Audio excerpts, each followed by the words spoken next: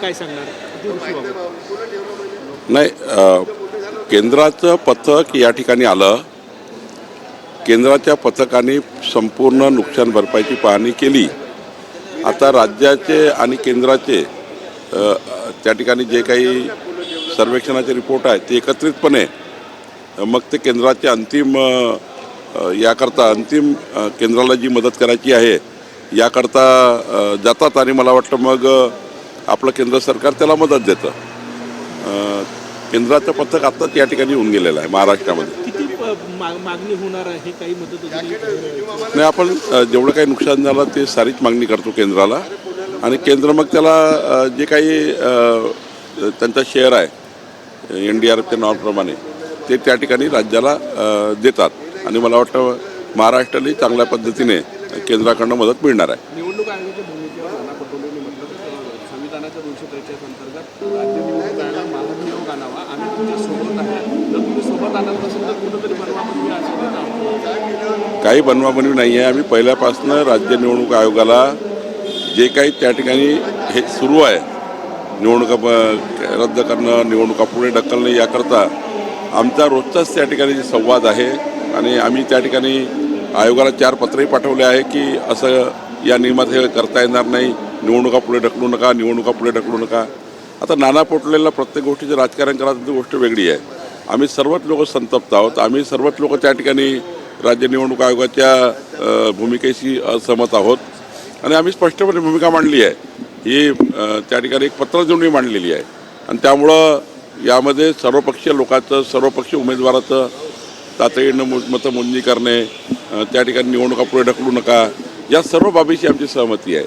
आता पुढे बघू काय करता येईल, पण निश्चितपणे निवडणूक आयोगाची भूमिका ही चुकीची होती.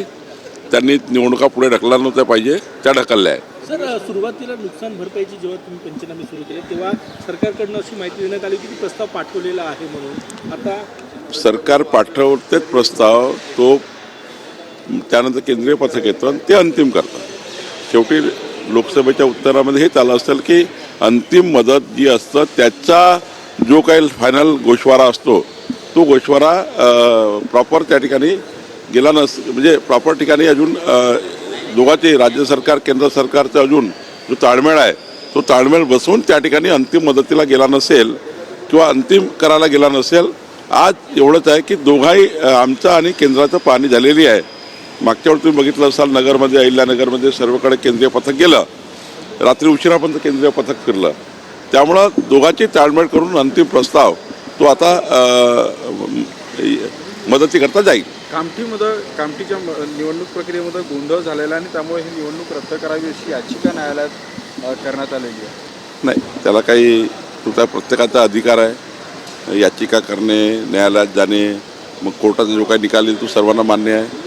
आमची त्यात काही ना नाही. जर चुकीचं झालं असेल तर कोर्ट निर्णय घेईल. निवडणुका जो निर्णय आला आहे त्याविरोधात सुप्रीम कोर्टात सरकार जाण्याची काही तयारी होते का किंवा त्या अनुषंगाने काही? आता हे राज्य निवडणूक आयोगाला करायचं आहे, सरकारचा काही संबंध नाही. राज्य निवडणूक आयोगाने विचार करायचा आहे. सर, तुम्ही समन्वय समितीचे प्रमुख आहात. जे वितुष्ट जी नाराजी या निवडणुकीत महायुतीतल्या पक्षांमध्ये आली ती आता दूर होईल का? पूर्वीसारखं गुण्यागोविंदाने तिन्ही पक्ष असतील का? राज्यातल्या महायुतीवर या निवडणुकीचा काहीही फरक पडणार नाही. राज्याची महायुती एकसंघपणे, आमचा NDA हा भक्कम आहे, मजबूत आहे आणि या लोकल निवडणुकीचे कुठलेही पडसाद राज्याच्या महायुतीच्या आमच्या समन्वयावर पडणार नाही. आज नेहरूंना सरकारी खर्चातून बाबरी उभारायची होती, नेहरूंना सरकारी खर्चातून बाबरी उभारायची होती, मात्र ही योजना वल्लभभाई पटेल यांनी आज तुमची 2 तारखेचा अल्टिमेटम दिला होता रवींद्र चव्हाण यांनी की 2 पर्यंत. स्थानिक निवडणुकीच्या संबंधाने तो अल्टिमेटम होता की आमची इथे महायुती टिकवायची की नाही टिकवायची. स्थानिक निवडणुकीचा तो विषय होता. स्थानिक निवडला ते महायुती राहील की नाही राहील 2 तारखेला निर्णय घेऊ. म्हणजे तिथे लोकल महायुती पुन्हा मेंटेन करायची की नाही त्या नगरपालिकेत, त्या नगरपंचायतमध्ये, त्याबद्दलचा संदर्भ होता. राज्याच्या महायुतीचा काही संबंध नाही. आज अधिवेशनाच्या कालावधी कालावधी 2 आठवडे अधिवेशन चालावं अशी 2 आठवडे तर राहतच साधारणतः. काहीची मागणी 3 आठवडे आहे, पण 2 आठवडे साधारणतः कार्यक्रम तयार होतो. मला वाटतं आज अंतिम होईल. तोतया महिला IAS अधिकारी त्यांनी अनेक लोकांची फसवणूक केली अशी माहिती समोर येत आहे. नाही त्यावर चौकशी करून कारवाई करू.